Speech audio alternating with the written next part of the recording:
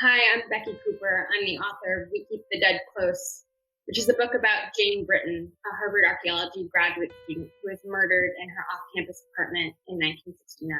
I first came across her story when I was a junior at Harvard. It was told to me kind of like a ghost story that this beautiful woman was found bludgeoned with red ochre, this kind of ritualistic red powder sprinkled on her, blankets piled over her, a headstone moved next to her, cigarette butts burnt into her, and that the person who had killed her was her advisor, and that the school newspaper tried to hush it up. I carried this rumor with me for a while, thinking about it as, a captivating story about Harvard as both a seductive institution and also as a plausible villain.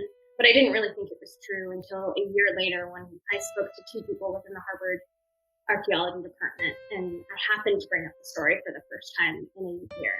And I'm kind of racing through the story because I'm suddenly realizing that I'm telling two people in the department some lore that they should know better than I do. And I hadn't fact-checked any of it. And they look at me and they don't say anything after I finish. And then my advisor, one of the anthropology department people, says, it wasn't in the museum as you told the story. It was in her apartment. And the other person says, and that advisor that you're talking about, he's still on faculty. And it was at that point that I realized that the rumor, the ghost story, was actually possibly based on a true story.